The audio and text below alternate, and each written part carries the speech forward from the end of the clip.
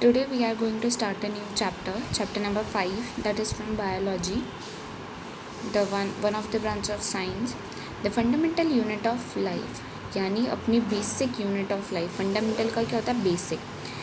Basic unit of life, यानी अपनी ज़िंदगी की सबसे बेसिक कड़ी क्या है.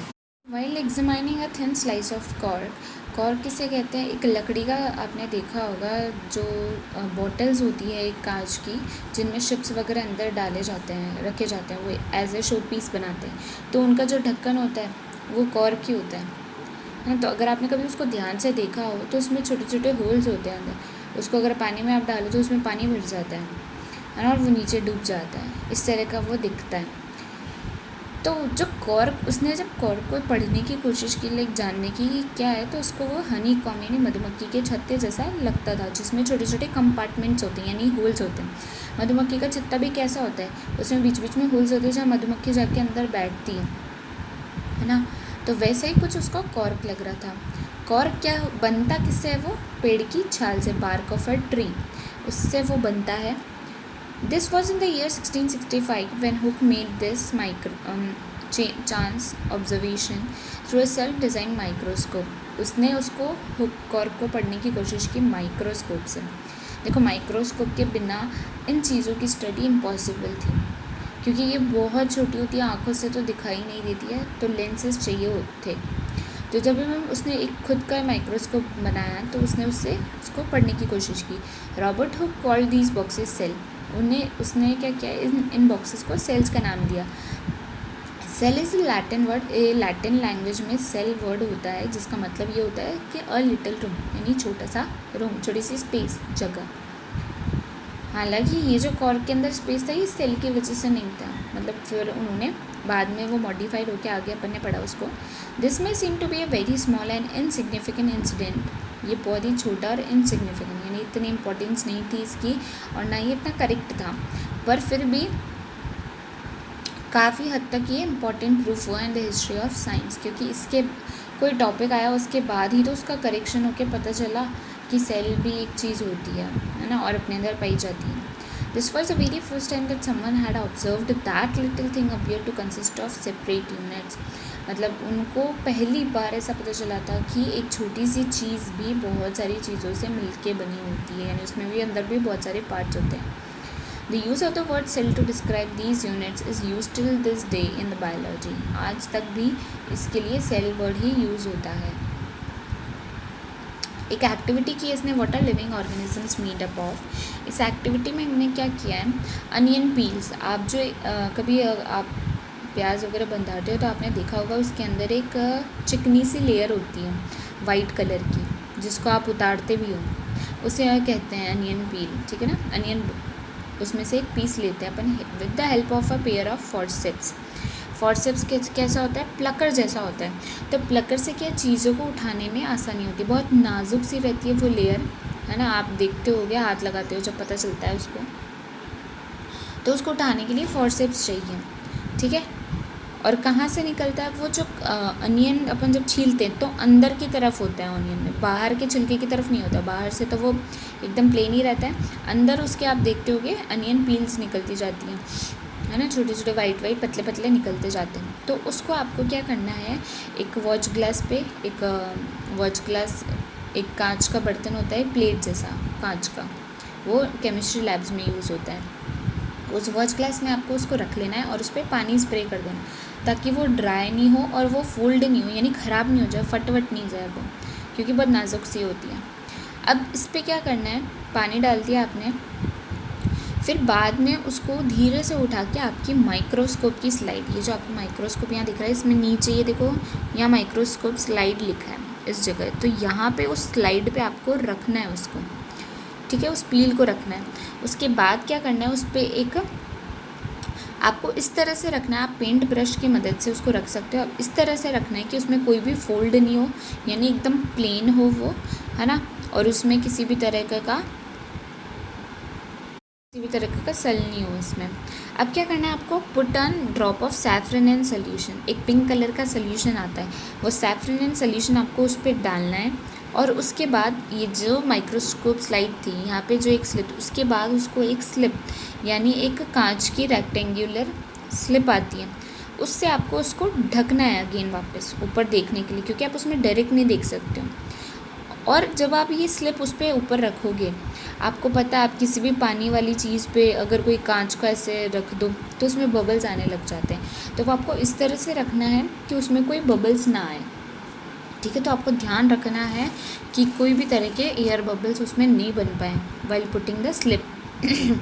अब आप वो बबल्स अगर आ भी रहे हैं तो उनको निडल की हेल्प से हटा सकते हो, माउंटिंग निडल की हेल्प से, ठीक है। इस तरह से आपने अब उसको रख दिया है।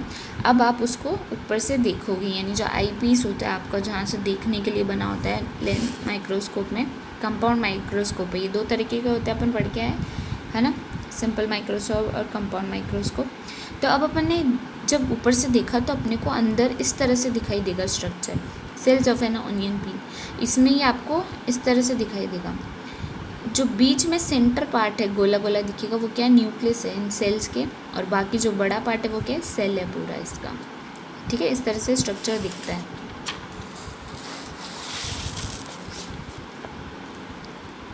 अब आप इसमें व्हाट आर दीज स्ट्रक्चर, ये स्ट्रक्चर है क्या, ऐसे बहुत सारे स्ट्रक्चर मिल गए, यानी जो अपन को दिख रहा है ये पूरे अनियन में ऐसा ही होता है ना।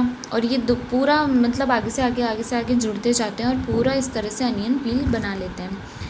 अब देखो, अगर मैं मतलब इसमें मैंने फिर बाकी ऑब्जर्वेशन क्या किया कि मान लो मैं अलग साइज़ का ऑनियन लूँ, यानी मैंने छोटा ऑनियन लिया, एक बार बड़ा ऑनियन लिया, तो दोनों के पील को मैंने देखा तो मुझे सेम स्ट्रक्चर दिखा दोनों का।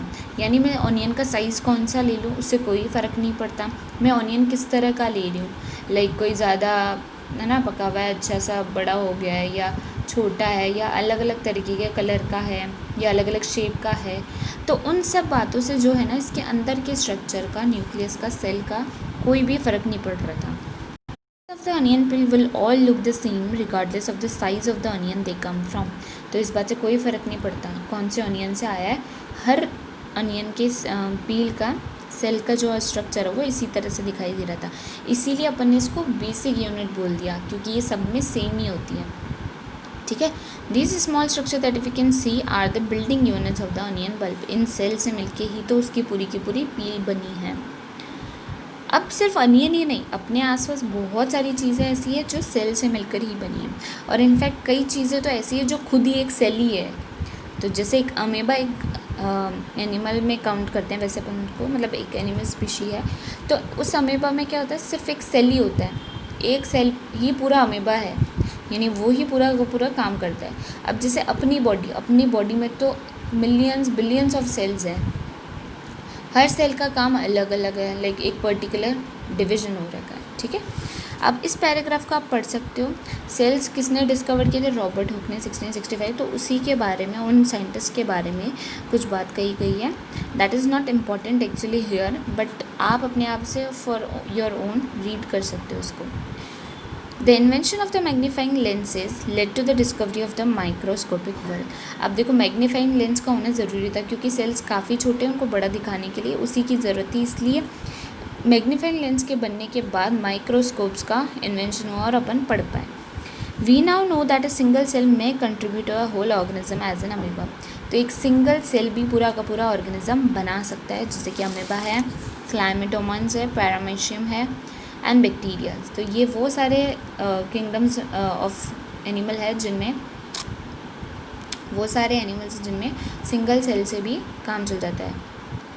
Organisms are called unicellular. तो ये वो सारे ऑर्गेनिज्म हैं जो सिंगल सेल से बने हैं। यूनि का मतलब सिंगल होता है, इसीलिए इनको क्या कहते हैं, यूनिसेल्युलर ऑर्गेनिजम्स। और इसके अलावा दूसरे तरफ बात करें तो many cells group together in a single body and assume different functions in it to form various body parts in multicellular organism. Multi का मतलब मैनी होता है, तो मैनी सेल्स, बहुत सारे सेल्स मिलके एक ही बॉडी में क्या करते हैं, ग्रुप बना लेते हैं और डिफरेंट फंक्शंस परफॉर्म करते हैं, यानी बांट लेते हैं in various body parts. Like अपने हार्ट में अलग तरीके का होगा, अपने लंग्स में अलग तरीके का होगा, बाकी हैंड्स लेग्स में अलग तरीके का होगा। तो जहाँ जिस बॉडी पार्ट में वो काम करते हैं उसी तरह से उनका डिफरेंट फंक्शन भी होता है, और ये सारे मिलके पूरे के पूरी बॉडी में होते हैं, और उनको क्या बोलते हैं, ऐसी बॉडी को multi cellular organism. Multi cellular organism कौन कौन से होते हैं, फंगी, प्लांट्स एंड एनिमल्स, ये सारे मल्टी सेल्युलर ऑर्गेनिज्म हैं। क्या हर मल्टी सेल्यूलर ऑर्गेनिज्म एक सिंगल सेल से ही आया है क्या?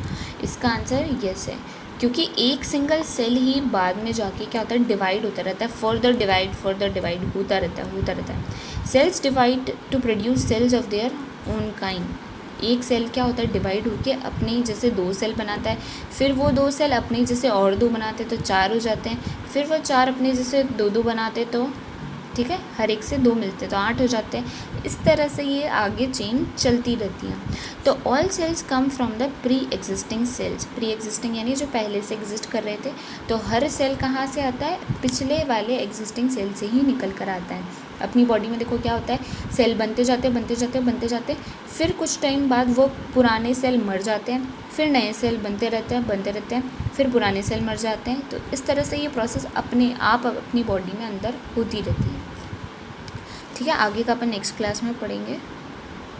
Thank you.